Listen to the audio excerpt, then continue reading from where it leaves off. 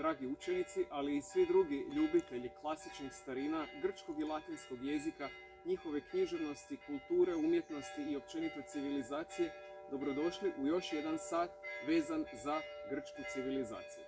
Moje ime je Matija Zorić, po struci sam profesor latinskog jezika i rimske književnosti i grčkog jezika i književnosti. U današnjoj lekciji govorit ću vam, odnosno pripovijedati o kralju Krezu, nekada slavnom, danas barem omladini, manje poznatom čovjeku iz antičke povijesti, koji je zapravo pripadao nekoj davnoj, čak predgrčkoj civilizaciji, jer je, kao što znamo, vladao u kraljevini koja se zvala Lidija. Za sve one koji ne znaju, drevno Lidijsko kraljevstvo sa prijestolnicom u gradu Sardu nalazilo se na području današnje Turske, odnosno u blizini maloazijskih jonskih grčkih gradova, koje je kralj Krez vrlo uspješno stavio pod svoju kontrolu. Još u antici kralj Krez slovio je za najbogatijeg čovjeka na svijetu i ta priča poznata nam je iz Herodove pripovijesti o susretu atenskog mudraca Solona i lidijskog kralja Kreza.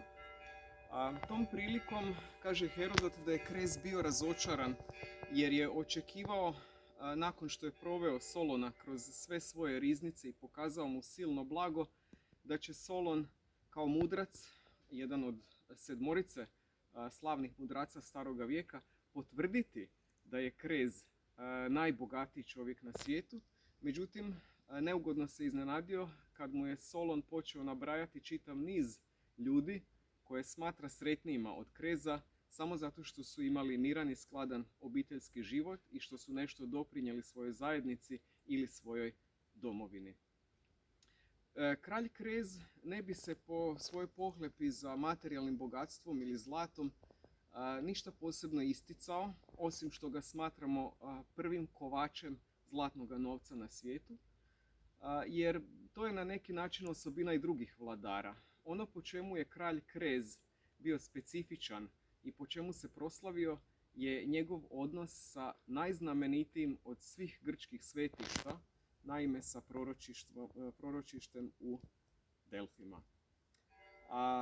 No, sam kralj Krez, kaže dalje, legenda i priče koje su nam o njemu sačuvane, nije baš imao potpuno povjerenje u proročišta i smatrao je da treba svemoćnost tih proročišta na neki način iskušati. Pa je smislio jedan briljantan način. Poslao je izaslanstva širom svijeta, barem onda poznatoga u antici, i svi njegovi poslanici dobili su isti zadatak. Da točno na 100. dan od svoga odlaska iz Sarda pristupe u proročišta i pitaju proročišta što u ovom trenutku radi kralj Krez u svojoj kraljevskoj palači u Sardu. I možete pogoditi, sva proročišta na ondašnjem svijetu dala su kriva proročanstva, međutim, jedno među njima, ono u Delfima, kroz riječi proročice Pitije, dalo je ovakvo fantastično pojašnjenje kralju Krezu, u kojemu je na neki način sadržana i opomena tome istome kralju Krezu. Pitija je njegovim poslanicima odgovorila ovako: Oida de gop samuta ritmon kaj metra talases, kaj kofusi nijemi, kaj ufo neunto sakuo. Odmem esfrena selthe katairi nojo helones, hepso menesen halko amarne joj si kresin, halkos men hipestro taj halkonde pjestaj. Ja znam broj zrnaca pjeska i veličinu mora, i čujem gluhoga i razgovaram s njemim, a do mene je došao miris kornjače koja se kuha u bakrenom loncu zajedno s janjetinom. Bakar ju okružuje i bakar je navukla na sebe. Dakle, Pitija je rekla da unatoč njezinoj svemoćnosti kralj Krez iskušava njezino znanje, jer ona je ta koja može ne samo prebrojati zrnca pijeska, nego može razgovarati sa njemim i čuti gluhoga ili obrnuto, jer u grčkom se ove dvije riječi katkada isprepliču u svojim značenjima. Dakle, i njemi može razgovarati s njom i ona može reći nešto gluhome tako da ju čuje, a on ju pita takvu jednu primitivnu glupost, pa eto već kad želi znati, dakle, on kuha kornjaču zajedno s janjetinom u bakrenom loncu i to tako da je bakreni lonac i oko kornjače, odnosno ona je u njemu i navukla je na sebe isto bakar, dakle navukla je na sebe poklopac. I doista je taj dan kralj Krez pripremao svoje omiljeno jelo koje je uključivalo i kuhanu kornjaču. Kralj Krez je toliko bio zadivljen tim proročanstvom iz Delfa da je shvatio da su Delfi jedino pravo proročište na svijetu i da jedino Delfima treba vjerovati. Kaže legenda dalje da je zbog toga dao pripremiti silno blago, između ostaloga goleme zlatne posude koje ne samo da su bile izlivene od zlata, nego su bile izuzetno bogato ukrašene i da je to sve zajedno sa gomilom novca poslao kao svoje zavjetne darove u Delfe. Neki kroničari pokušavaju i nabrojati te zavjetne darove, jer obzirom da se radi o 6. stoljeću prije Krista, zapravo je mnogo toga u onoj našoj klasičnoj antici još bilo zapisano u dijelima kroničara povjesničara, jer su se ti predmeti mogli u Delfima i vidjeti. Ne samo da je Krez bio oduševljen i ne samo da je dao sve te silne darove u Delfe, nego je nastavio uporno ispitivati proročište. Između ostaloga, budući da mu je poginuo sin prestolonasljednik i da mu je ostao samo još jedan sin koji je bio gluh, odnosno gluhonjem, poželio je jednom prilikom pred Delfima da mu ovaj gluhonjemi sin konačno progovori. Na što ga je Pitija ozbiljno upozorila: pazi što želiš.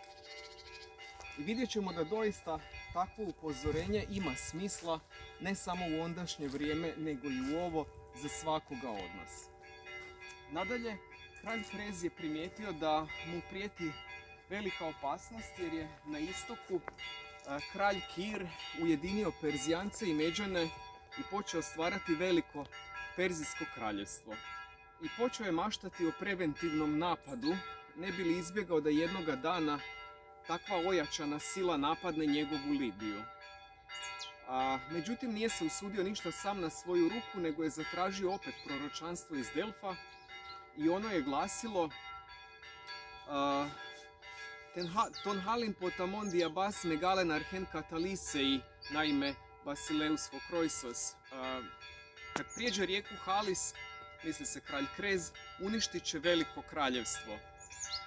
I on je u prvi mah pomislio da će uništiti Perziju, međutim malo se pokolebao jer je ipak shvatio da bi to moglo značiti i nešto drugo i onda je još jedanput pitao Delfe koliko je on siguran na svom prijestolju dokad će vladati.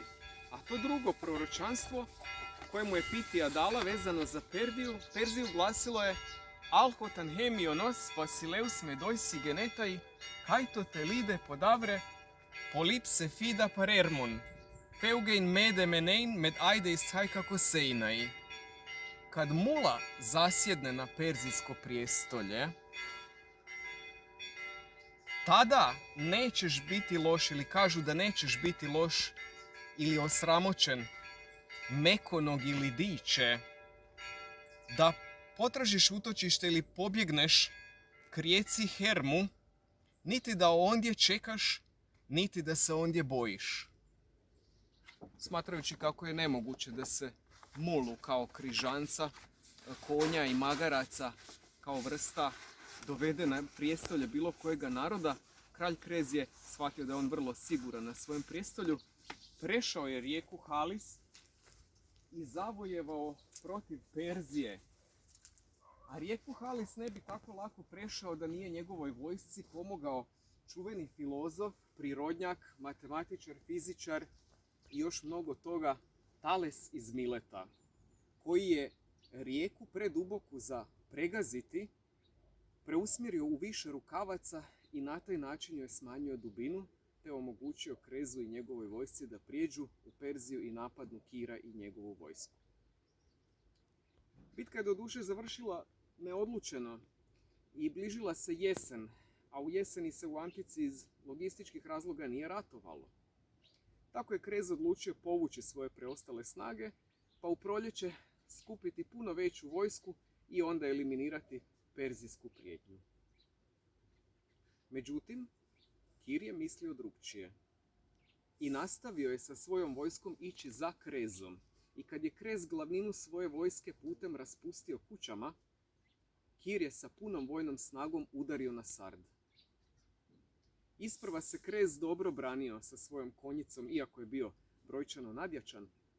Međutim, Perzijanci su bili mudri i znali su ako naprijed pošalju svoje dromedare, odnosno ako pošalju svoje postrojbe sa devama, znali su da je deva kao životinja sušta suprotnost konjima. Konji su uredni, čisti, disciplinirani, poslušni. Deve su grbave, prljave, pljuju, bezobrazne, neposlušne, čak ne mogu ni žvakati tako da pogode svaki puta gornju i donju usnicu. Konji su se prestrašili perzijskih deva i tako je slomljen otpor Lidijaca, Sard je pao, a kralj Krez pokušao je zajedno sa običnim građanima bježati gdje god ga put odnese, zajedno sa svojom obitelji. I tako su putem u Sardu, koji je već naveliko gorio i bio pljačkan, naletjeli na jednoga perzijskog vojnika koji je htio Kreza udariti ili ubiti i od silnog straha njegov njemi sin zaviče tom perzijskom vojniku: molim te, poštedi mojega oca, on je plemeniti i dobri kralj Krez. To je prvi puta da je Krezov sin progovorio. Sjećate se one želje koju je Delfima izrazio kralj Krez, da mu sin jednoga dana progovori, sin koji je bio gluhonjem, i one opomene: pazi što želiš. Nije li mnogo puta i nama u životu tako? Navodno je kralj Krez zajedno sa svojom obitelji završio živ na lomači i da je na lomači vapio dva imena: Solonovo, dakle kao mudraca koji ga je opominjao da materijalno bogatstvo nije pravo bogatstvo, i izazivao je ime boga Apolona. Navodno je vikao: ako sam ti ikada išta milo poklonio, a znamo da je dao silne darove u Delfe koji su Apolonovo svetište, učini čudo i spasi me. I navodno je tom prilikom Apolon poslao golemi oblak koji je kišom ugasio Krezovu lomaču. Tako se Krez spasio, a Kir ga je odlučio poštedjeti zajedno s njegovom obitelji, pogotovo nakon što je shvatio da je Krez mudar čovjek. Naime, perzijski kralj Kir postavio mu je pitanje: nisi li ti nimalo uzrujan, barem mi se ne činiš uzrujan, kralju Lidije, kad vidiš kako ti prijestolnicu pljačkaju i pale moji vojnici? Na to je Krez odgovorio: ne, potpuno si u krivu. Tko je zauzeo malo prije ovaj grad? A Kir mu je na to odgovorio: ja.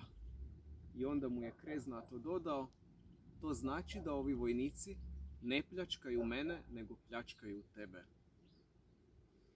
Kir je s mjesta naredio da se prestane s pljačkanjem Sarda, a Kreza je navodno uzeo za svojega savjetnika. Navodno su i okovi koje je Krez imao dok je bio na lomači poslani u Delfe kao zavjetni dar i navodno su ondje bili dugo izloženi.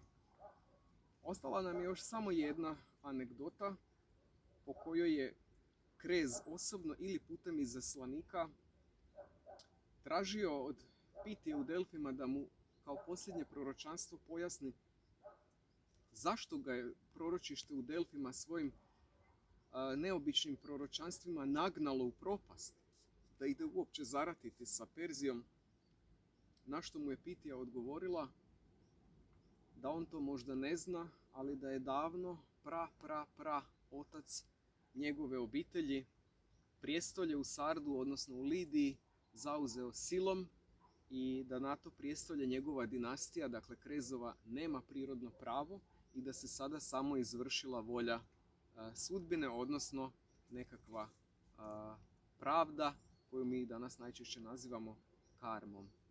Eto tako je završio Krez i njegov slavni odnos sa proročištem u Delfima, a nama su iz njegovog života ostale brojne pouke, osim da trebamo paziti što u životu zaista želimo, preko toga da materijalno bogatstvo nije najvažnije, do one izreke koju danas možda malo manje poznamo, ali je dugotrajna i slavna, dakle biti bogat kao Krez.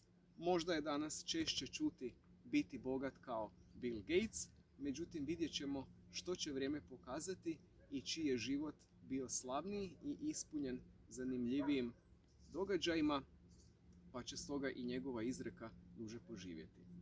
Ja vas pozivam da lajkate ovaj video ako vam se svidio. Također vas pozivam da kliknete gumb subscribe ili pretplati me kako biste u buduće mogli lakše doći do svih videa koje stavljam na YouTube. Hvala vam lijepo.